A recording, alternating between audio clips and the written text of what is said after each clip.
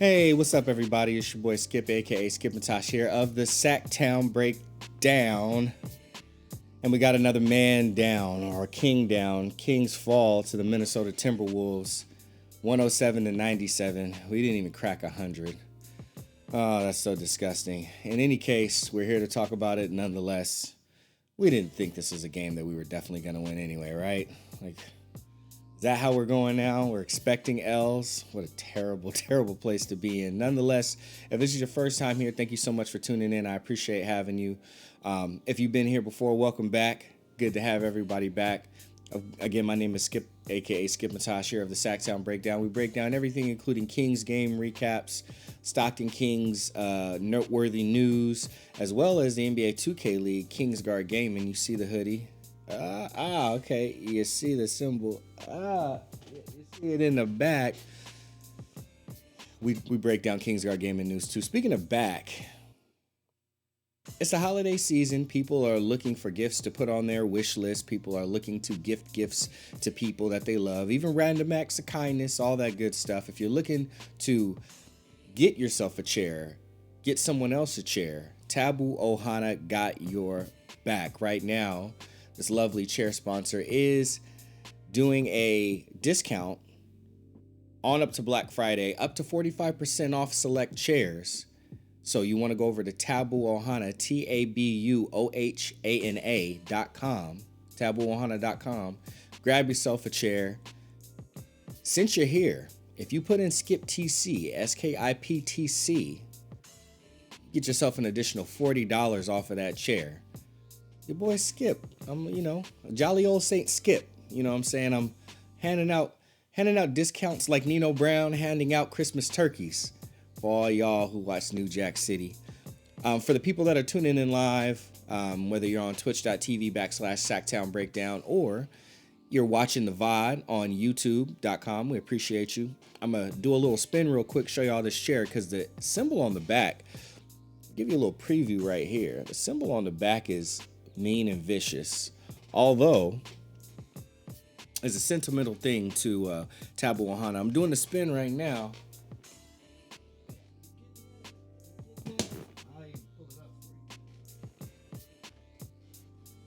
Tabu Ohana means sacred family, and we are getting into the family season when we're spending a lot of time together, Thanksgiving, and especially Christmas. If you're looking to put an extra smile on someone's face, or just looking for an office chair or desk chair that still looks professional, but is very, very comfortable, Tabu Ohana got your back. Check them out. Don't apologize. Be yourself. TabuOhana.com. Also, shout out to Computer Booter out here in Sacramento, California. Carmichael, California, if you're really a local. If you're looking for a repair shop for electronics, you're looking for console repairs, you're looking for a gaming lounge, if you're looking for a spot for gaming tournaments, go see Dave. Let him know Skip sent you. Might get a little gift there too. Who knows? But just let Dave know that you found out about Computer Booter from Sacktown Breakdown, from Skip, particularly Skip and Tosh, and he'll be happy to help you out. Take a look and see how he can help. Go down there, do some gaming. Computer Booter always been a joy and a pleasure. Go and do Super Smash Brothers tournaments there. Back when I used to compete competitively. Speaking of being competitive, the hell are these Sacramento Kings doing? I got no clue what's happening with those dudes. Do you? Do any of us? Who knows? But let's go and take a look. It's time to feast our eyes, or not, on this game that we had 97-107. Again, Kings didn't even crack 100. Anthony Edwards did his thing. D'Angelo Russell also did his thing, and you can see right here that we got done in. Kings again with a slow start to the quarter, 18 to Minnesota's 22. Minnesota didn't come out blazing either. Let's be very clear about that. But the Kings, wanting to turn up and apply some pressure, 30 in the second quarter, 22 for Minnesota in the second quarter. But third quarter, things start turning around. Kings with the third quarter woes. Not too bad, 24 points. But men came out with 33. And then ultimately to put the game away, Kings went for 25 in the fourth, but Minnesota went for 30, closing things out. And we are looking bad. We did have 33 bench points, which is nice, to Minnesota's 24. And as far as points off turnovers, we did have 24, but they had 20. There were 11 lead changes. This was an interesting and a fun game to watch, although we didn't take the W. But are we really looking for moral victories? I would say no. I do want to take a look at their team, which we don't often do. Anthony Edwards had 26 points in his 39 minutes. Jared Vanderbilt played was just long and kind of getting out there. 7 rebounds for him, only 4 points for him though. Karl Anthony Towns played 36 minutes. He filled it up with 22, and like I said, D'Lo had 17 in his 34 minutes. He also had 7 assists as well. Pat Beverly had 7 assists also, and I just wanted to kind of take a look at that because you can see, their main hitters were doing them in. I mean, Patrick Beverly contributed as well with his 14 points.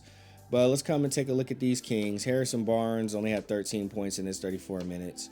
How many threes did he shoot? He only had 2 3-point attempts. That's part of what's hurting the team.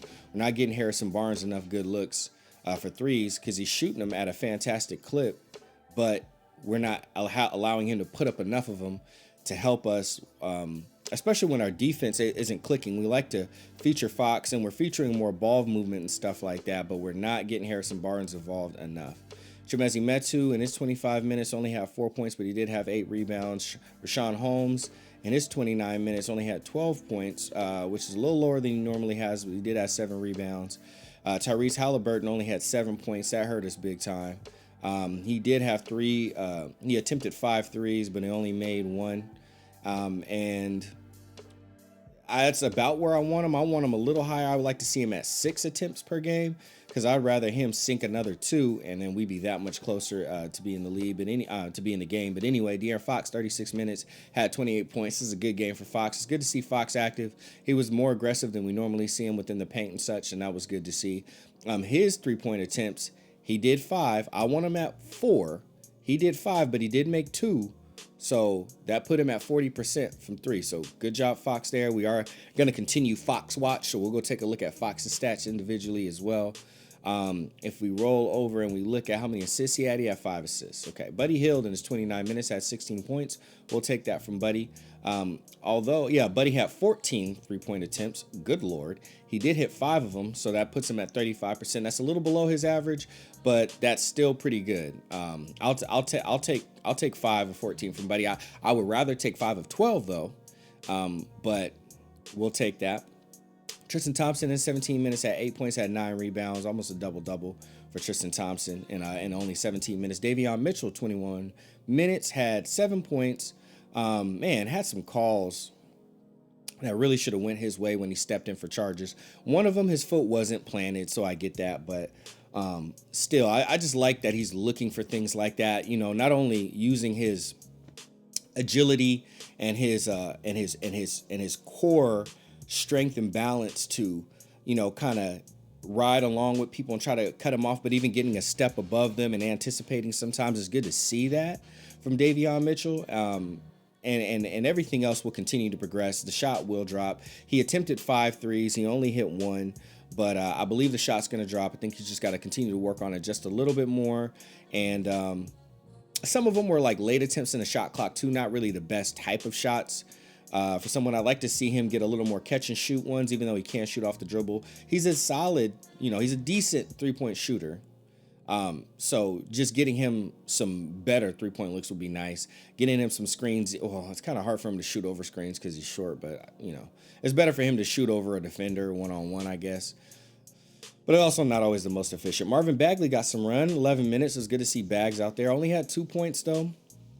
Did have 5 rebounds, and we put him out there for rebounding, so that was good. Davion Mitchell also had 4 rebounds. Just want to shout that out as well. But it's good to see Bags out there. It's good to see him being productive as far as rebounds is concerned. He shot 2 threes. He didn't hit either one of them. I would like to see us while he's out there run like more pick and roll type stuff. Just get him some alley-oops, especially if we're in the open court. Toss a ball up in there. Let him come down with it. I mean, it's cheap buckets, but they're buckets, so we need them, especially from the 4 spot. With Chimezie Metu only putting up 4. Marvin Bagley having, worse defense but better athleticism. But honestly, Metu was playing some pretty solid defense. He's a way better team defender, or let's say markedly better team defender than Marvin Bagley is. So I get the battle there, but we might have to that 4 spot just might be a question mark, and it might be power forward by committee, and just put guys in there based off of what we need. I know it's hard for guys to get into a flow and a rhythm when things are like that, but Marvin Bagley has things that you can't teach, and he's got things that you can teach that he needs to learn, like remembering where your man is. But I must say, Bags is getting better at stuff like that. He is getting better and even more effective at contesting people as they're coming towards the rim, using his length, getting more vertical, fouling less when it comes to things like that. And he had the whistle just not go his way. Once that one foul that he had. So I'm not going to knock him too much for that, but I will say it would have been nice to have Alex Len out there at the 5 a little bit, because we could have used a little bit more paint protection, a little bit more of a shot blocker, and his number did not get called at all. Mo Harkless also didn't play. Damian Jones didn't get any tick. And I'm not upset about the other guys that didn't get to play, but Alex Len, it just would have made a little more sense with us going up against Cat. We put Tristan on him, and we put Rashawn on him, and Rashawn needs his minutes, but and I like the energy that Tristan brings, and I get it, we have a little redundancy, but I think Alex Len is a better scorer than Tristan Thompson and a better defender than Tristan Thompson. I say Tristan Thompson is a little bit more of a rugged player than him, so I would have swapped out a little bit of the mentality to go for a little bit more of the effectiveness with the scoring, with a little bit of floor spacing that Alex Len can do as well, and a little bit more of the shot blocking, making things a little more difficult because they were getting into the paint on us. And although they were tough buckets, if who we had made the buckets tough, then Alex Len could have erased some of those buckets. So that's where I'm at with that. But anyway, with this L, it takes Kings to 6-9. We are now 12th in the Western Conference.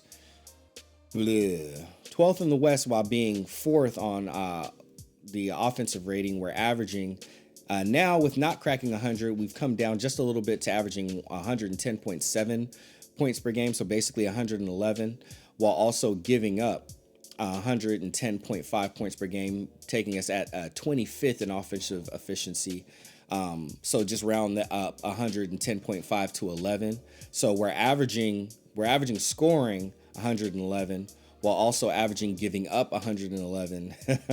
But as things break down in the course of a game, that like you would think, wouldn't that put you at 500? But nah, the numbers work that way, but the game don't. So 6-9, 12th in the West.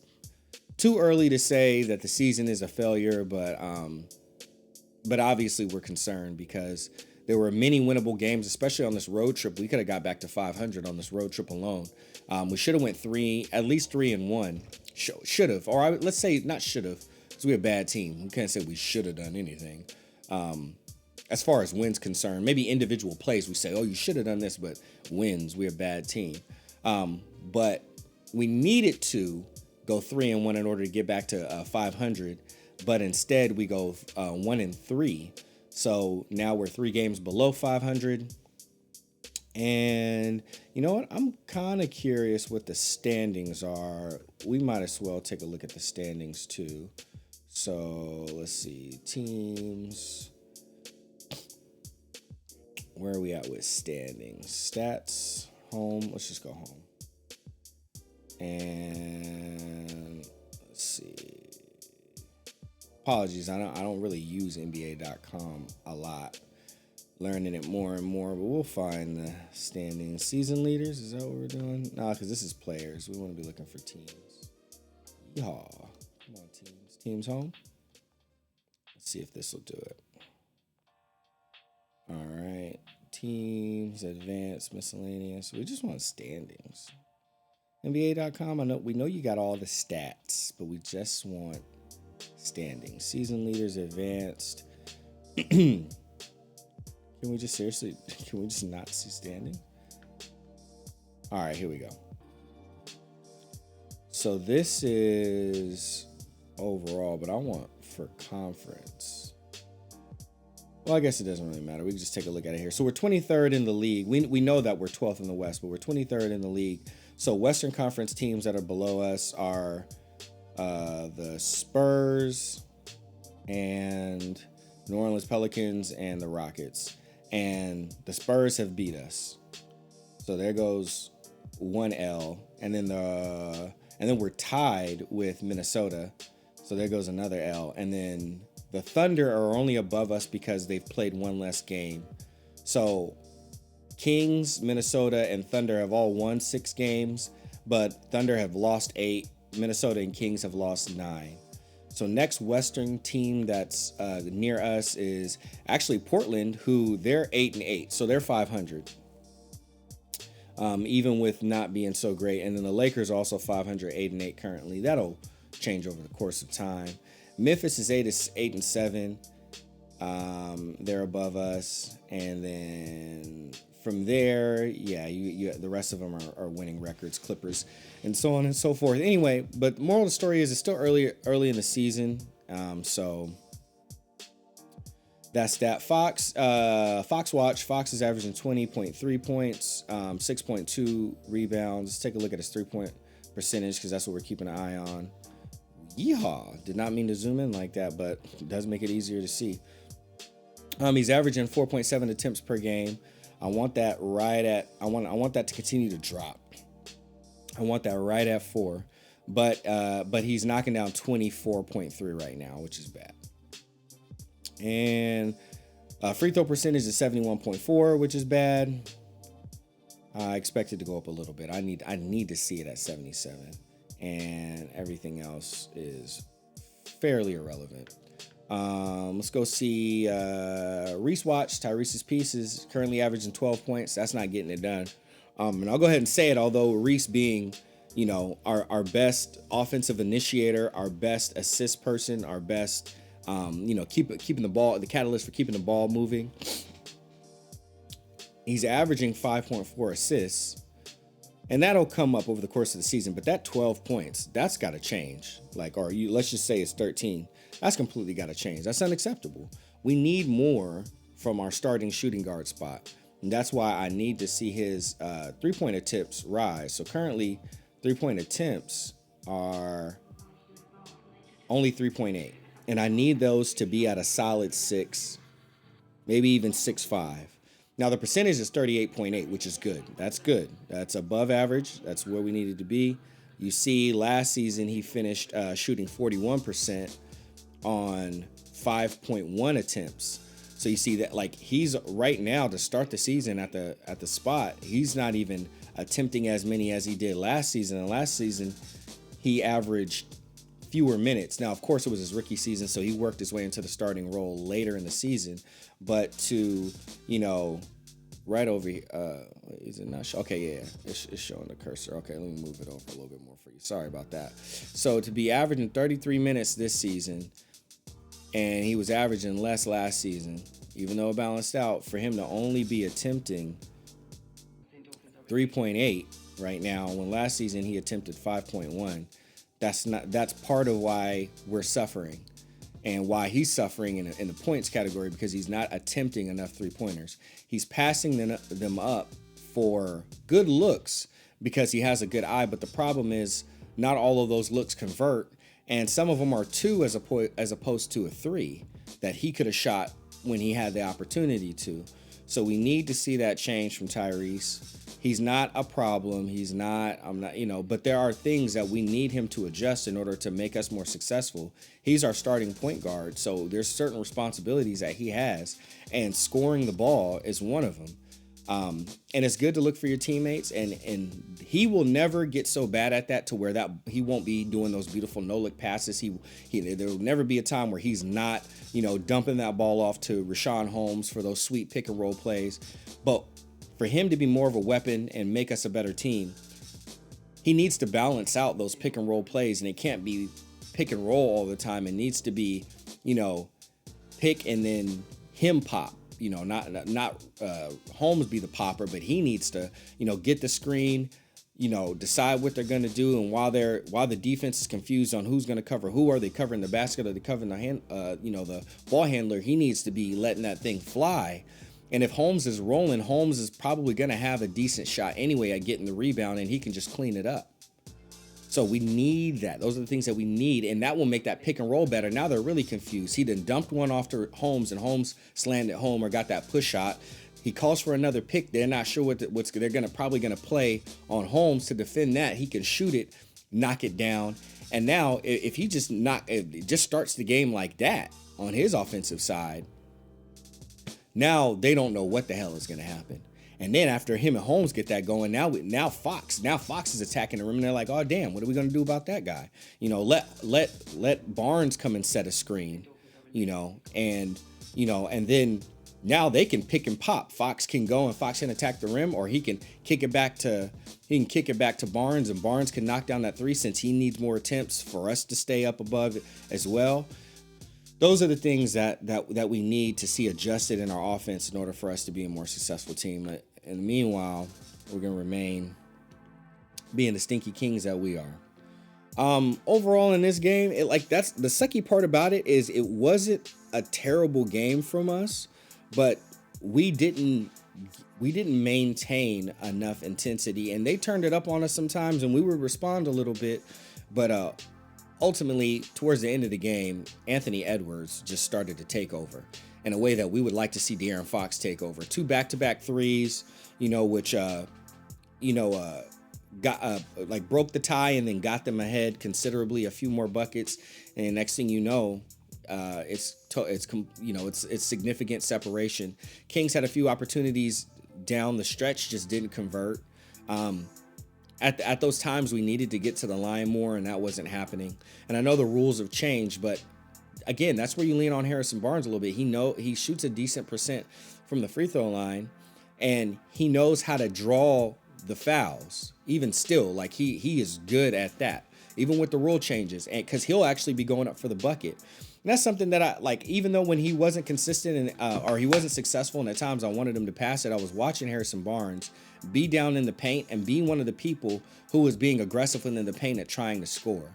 And sometimes he shouldn't have. And I know sometimes he was thinking that maybe the whistle would blow and it was just a clean block and they didn't call it. But I do appreciate him being fearless. He is one of our fearless players. He is a professional. He knows that on offense he has the advantage and he will attack the rim, for better or for worse. But he could have kicked it out a few times, and it would have been nice to see that and see the ball swing around a little bit more. Maybe even come back to him for a three. But more so than anything, we need to see him. We need to lean on him for drawing fouls when we need timely fouls. And to get to the line, we need to lean on him more for his three-point shooting and get him out there and get him those looks so he can knock down more points so we can stay in games better. Because although our defense hasn't been great, what is nice is that we have been able to get stops at times when we need stops. But so that's the start. But in order to win, you then have to take the ball to the other end and then you have to convert. And what would happen is we would get a turnover, Davion getting a passing lane steal. And then we'd go down on the other end and we wouldn't convert. It might be a pull-up three from Davion that just clangs. We had shot clock that we could have used to get a better bucket. So valuing possessions continues to be a theme with this Sacramento Kings team. We are still not just valuing possessions enough. Within that, we're not converting enough. And then we come down to the stretch of games where we're going against really talented players, especially talented offensive players like D'Angelo Russell, like a Karl Anthony Towns, especially like an explosive Anthony Edwards who can get in the paint and, he's got a quick first step. He'll blow by you. He will raise up quick, cock that thing, and you will be on a poster. And it would have been nice to see Alex Len a little bit more to kind of curb some of that. It would have been nice to see us value possessions a little bit more so we can stay in games. But it's still a lot of little things with the Sacramento Kings team that's leading to us taking L's. I was frustrated with this L more so because we needed it. Not so because we played terrible. We just didn't play good enough to win. And I do have to take my hat off to the Minnesota Timberwolves. At the end of the game, they began to close it out. Of course, we got Luke Walton as a coach, and I don't even know that guy's name. I saw him. I saw his name. I never heard of that guy before. He also outcoached Luke Walton. Luke Walton got outcoached again. It's not all on Luke Walton, but when you separate the game after you watch it enough time and you see teams' mentalities, plays being called, how the team is going out, when you're calling timeouts, how you're calling them, all of those different things, guys that you're going to, who we're featuring at certain points in times of the game based off of the needs of the team at that point in time within the game. Luke Walton continued to be outcoached yet again. No big surprise there. Is what it is. And we'll be looking on to the next game. Next game is tonight. We play the Raptors. We're a later game, so let's see. Yeah, we can take a look at. I'm like, where did it go? Sorry about that, y'all. Come back over here and we can take a look at that. And bam. And then we'll get out of here because, doing anything else right now besides talking about more of how the Kings took a L would be a positive thing. Hold on. What are they talking about? What? November 19th, it says we're playing the Jazz. We're playing the Jazz? Are they sure? Hold on, let me see. I thought we were playing the Raptors tonight. Yeah, see, that's Saturday the 20th. What are these guys doing? They went past it? Okay, NBA.com.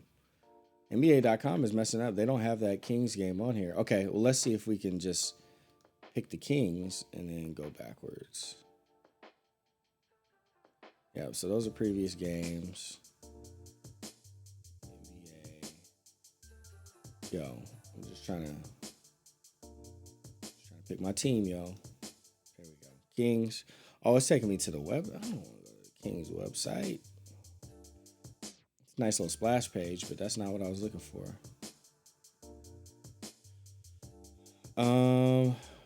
Yeah, see, we're playing the Raptors tonight. I knew I wasn't tripping. Yeah, so Sac versus Toronto. Game starts at 7. I might pull up to the game. We'll see. Anyway, I don't even know what Toronto's record is right now. I'm gonna go back to NBA.com. Come on, NBA.com. You know what? King's so bad. They're like, does it really matter that we preview all their games? It doesn't really matter. Game charts.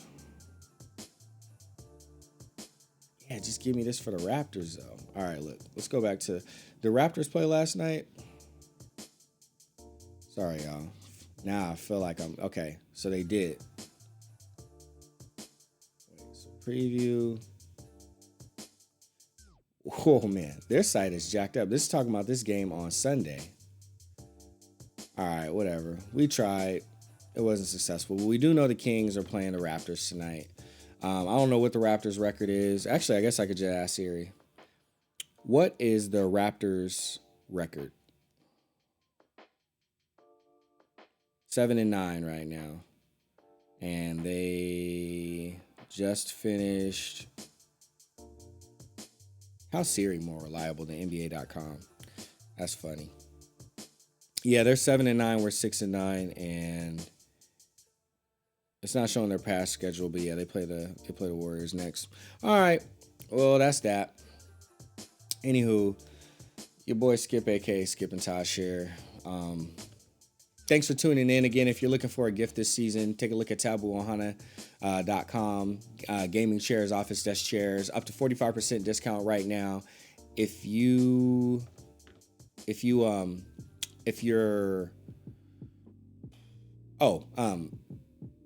Skip TC is my discount code. You get an extra $40 off of the chair, so you can check that out. And then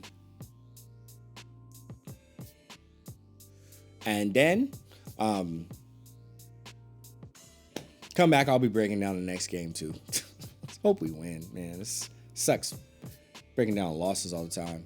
But like I said, I might go to the game live. Sacktown Pete, I might be breaking down the game with Sacktown Pete tonight. So check out Sacktown Pete's channel if you haven't already. Most of you probably already know it, but I might be breaking down the game with Sacktown Pete tonight. Might pull up to the game and see him there. We might not go to the game, break it down together. We will see. Anyway, go Kings.